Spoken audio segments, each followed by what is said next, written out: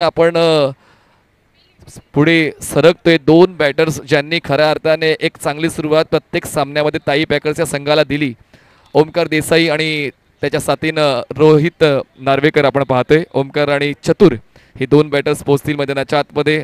ओमकार यांनी ही स्पर्धा खऱ्या अर्थाने एन्जॉय केली। खरं तर फोर्स स्पोर्ट्सचे ते ब्रँड अँबॅसेडर आहेत आणि आता तो खेळ सातत्याने आजच्या संध्याकाळी आपण ओमकारचा पाहिलेला आहे। पण या अगोदर आपण जर उपांत्य फेरीच्या लढतीचा आढावा घेतला तर गोलंदाजीच्या बाबतीत देखील विश्वजित ठाकूर पूर्ण भारतभर ज्यांनी विविध भागांमध्ये, विविध मैदानांमध्ये, विविध प्रकारांमध्ये क्रिकेट खेळलं ते गोलंदाजी मार्कवर पाहायला मिळते। विश्वजित ठाकूर पहिल्या क्रमांकाचा षटक हाताळते। समोर आहे फलंदाज ओमकार देसाई।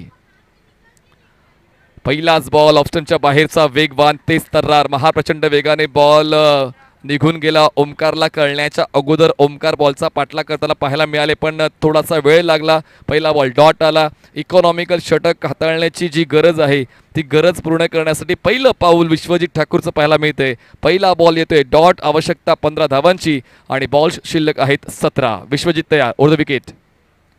पुन्हा एकदा एक्सप्रेस बॉल। काय कॉन्फिडन्स आहे विश्वजितचा, म्हणजे आपण पाहिलं तर इक्वेशन काय होतं, 18 चेंडू 15 धावांची गरज आहे आणि त्याचमुळे पहिल्या षटकावर मला 6 ऑपॉर्च्युनिटीज आहेत आणि 6 ऑपॉर्च्युनिटी मी माझ्या नावावर करण्याचा प्रयत्न करेन। त्याची सुरुवात तर पहिल्या 2 डॉटने केलेली आहे। इक्वेशन आता पुन्हा एकदा बदलते। 16 चेंडू आवश्यकता 15ची कंपल्सरी चेस असा या स्पर्धेचा नियम आहे आणि त्याचमुळे पहिल्या षटकावर चांगलं काम करून पुढच्या 2 गोलंदाजांना ऊर्जा देण्यासाठी ती तयारी विश्वजितची पाहायला मिळते। पण ओमकार देसाई यांच्यासाठी आजचा जो संध्याकाळचा जो खेळ आहे तो फायद्याचा राहिला आहे। चौकारावर देखील ते प्रॉपर फोकस करतायत। समोर आहे आव्हान विश्वजितचं। बॅटची एज, फरदीन त्या ठिकाणी बॉल शोधतायत आणि शेवटी बॉल सापडलाय।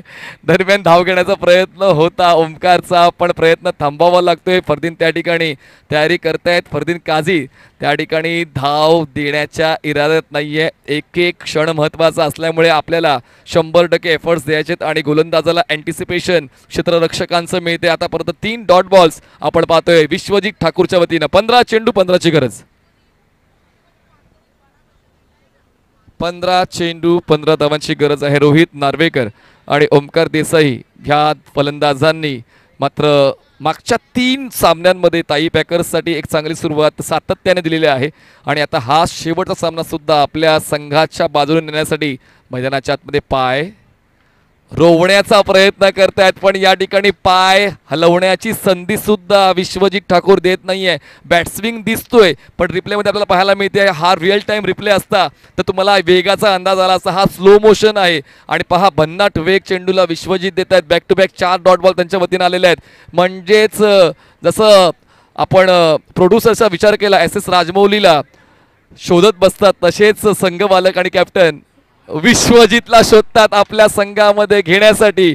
Back to back 5 dot ball तुम्हाला पाहायला मिळतात विश्वजितच्या वतीनं मेडन ओव्हरच्या उंबरठ्यावर। समोर कोण आहे, ओमकार देसाई। ओमकार देसाई यांनी या टर्फ क्रिकेटला खूप चांगल्या पद्धतीने ओळखलं, चांगलं क्रिकेट खेळलं, पण या अंतिम लढतीमध्ये चांगल्या खेळाची अपेक्षा आहे। मागे काय घडलं त्या गोष्टीचा विचार न करता पुढे काय करायचं तो विचार तुम्हाला करायचा आहे। मागचे 5 डॉट बॉल आलेत, शेवटच्या बॉलवर धाव येईल का,